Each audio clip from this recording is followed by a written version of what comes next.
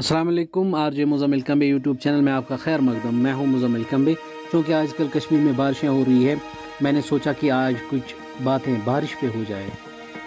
अल्लाह ताला की तरफ से बारिशें हमारे लिए रहमत है, लेकिन हम इंसानों की वजह से, यानी कि हमारी खुदगर्जी की वजह से ये बारिश रहमत नहीं बल्कि हम पर ज़हमत बनकर बरसती है। आपको अंदाज़ा हो गया होगा मैं बात करने क्या जा रहा हूँ। जी, मैं एसिड रेन यानी तेज़ाबी बारिश की बात करने जा रहा हूँ। आजकल के दौर में लोगों की ज़रूरियात दिन ब दिन बढ़ती जा रही है।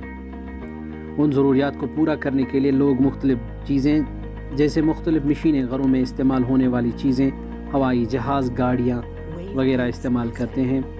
उन चीज़ों में कुछ चीज़ें माहौल दोस्त, लेकिन कुछ माहौल के लिए बहुत ख़तरनाक साबित होते हैं, क्योंकि कुछ सनती कारखानों और पेट्रोल से चलने वाली गाड़ियों से सल्फ़र डाइऑक्साइड और नाइट्रोजन ऑक्साइड खारिज होकर हवा में तहलील हो जाती है, जिसके बाद सल्फ़ेट और नाइट्रेट की शक्ल इख्तियार कर लेते हैं।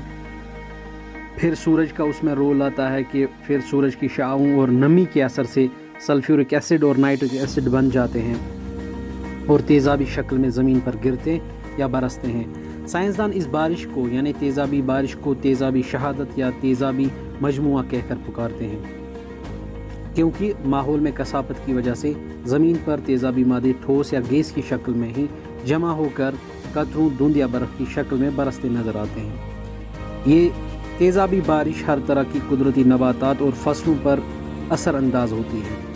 अगर हम उमूमी तौर पर देखेंगे तो तेज़ाबी बारिश हमारे लिए नुकसानदेह है, इंसानों के लिए भी, या हमारे जो हिस्टोरिकल मोनूमेंट्स है, तारीखी इमारतें हैं, उनके लिए भी एसिड रेन नुकसानदेह है।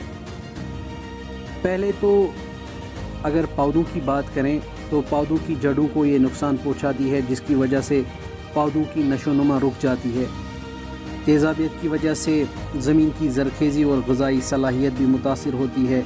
इसके साथ साथ तेज़ाबी बारिश पत्तों पर मौजूद लेज़दार या मोमी परत को नुकसान पहुंचाते हैं, जिसकी वजह से पौधों में मुख्तलिफ बीमारियां पैदा होती हैं।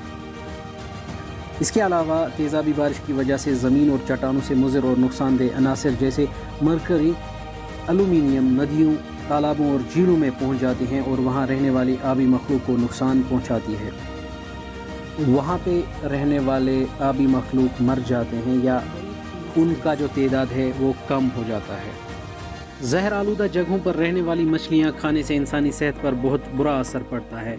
इस तरह जानवरों, पेड़ पौधों, अनाज की फसलों पर तेज़ाबी बारिश के मुज़र असरात इंसान को नुकसान पहुंचाते हैं। गौर करने की बात यह है कि तेज़ाबी बारिश के मुज़र असरात और नुकसानात पेड़ पौधों, नबातात, जानवरों और आबी मखलूक पर बराह रास्त बराबर बढ़ रहे हैं।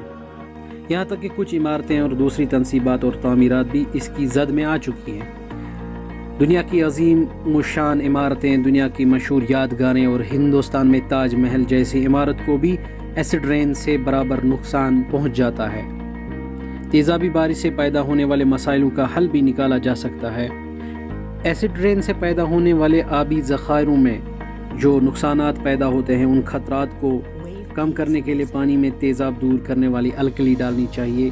इसके अलावा जहरीली मादों का फैलाव कम होना चाहिए। बहुत से कारखानों ने बड़े बड़े ब्रश और सफाई के आलात अपने यहाँ बहुत से कारखानों पे लगाए हुए हैं, जिससे धुआं और माहौल की कसाफत को साफ़ किया जा सकता है और उनमें मौजूद जहरीली मवाद को कम किया जा सकता है। इसके अलावा ख़ास किस्म के तब्दीली लाने वाले आलात के ज़रिए गाड़ियों से गैस और बुखारात को कंट्रोल करके निकालने और उनके मुज़र असरात को दूर करने का इंतज़ाम किया जा सकता है। इस सिलसिले में हम और भी कई मौसर इक़दाम उठा सकते हैं। मसलन मोटर गाड़ियों, बसों वगैरह का कम इस्तेमाल किया जाए और लोगों को चाहिए कि छोटे फासले पैदल या साइकिल से तय करें। माइक्रोवेव ओवन, ट्यूब लाइट्स या बल्ब्स और बिजली से चलने वाले आलात को ज़रूरत पूरी होने के बाद बंद किया जाए। इस बारे में लोगों के शऊर को बेदार करना अहम मसला है। लोगों को एसिड रेन के बारे में ज़रूरी मालूमात और वाकफियत होनी चाहिए, ताकि तेज़ाबी बारिश के खतरनाक खतरात से हर कोई बच जाए। تو میں نے سوچا آج اس پر بات کریں، کیونکہ اس تیزابی بارش کے بہت سارے نقصانات ہیں۔ ہمیں اس مسئلے کو روکنے کے لیے ہر جگہ اقدامات اٹھانے چاہیے، لیکن ہم اس کی طرف دھیان نہیں دے رہے ہیں، کیونکہ ہم انسان خود غرض ہیں اور ہم ماحول کو بگاڑنے میں اپنا رول اچھی طرح سے نبھاتے ہیں، لیکن ہمارا شعور بیدار نہیں ہے۔ ہمیں چاہے کہ اپنے شعور کو بیدار کریں۔